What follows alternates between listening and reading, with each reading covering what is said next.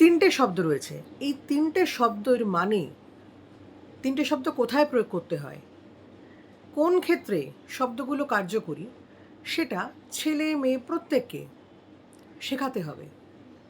শেখাটা দরকার। শুধুমাত্র শব্দ হিসেবে মাঝে মাঝে উচ্চারণ করলাম আর বুঝলাম যে এটা শব্দ রয়েছে, আহা কী শব্দ, তা করলে হবে না। তিনটে শব্দ, এই তিনটে শব্দ একটা মানুষের নৈতিক চরিত্র বদলে দিতে পারে, সমাজ বদলে দিতে পারে, একটা মানুষের দৃষ্টিভঙ্গি বদলে দিতে পারে। পরে সে মানুষটা কী করলো না করলো সেটা পরের ব্যাপার।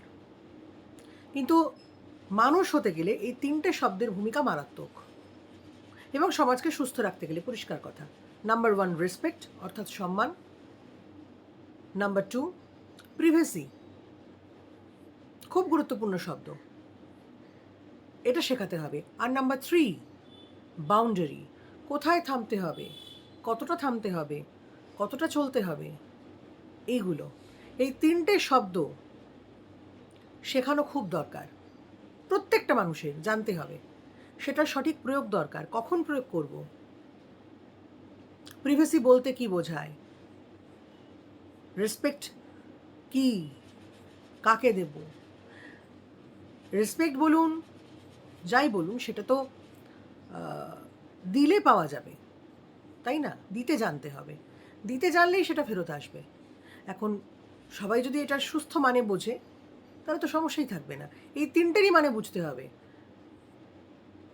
যে কতটুকু চলবো, কতটা বলবো, কোথায় থামবো।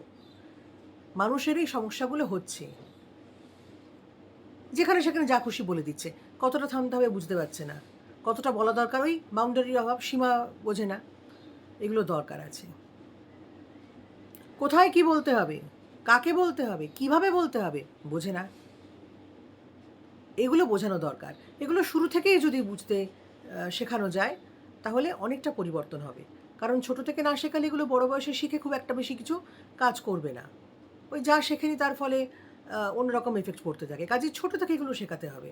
এই তিনটে শব্দ, সমাজের অনেক কিছু পরিবর্তন হবে। শুধু তাই না, একটা মানুষ বদলে যাবে, একটা মানুষের দৃষ্টিভঙ্গি বদলাবে।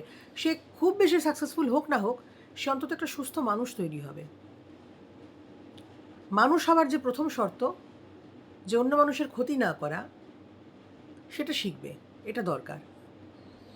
ভালো থাকুন।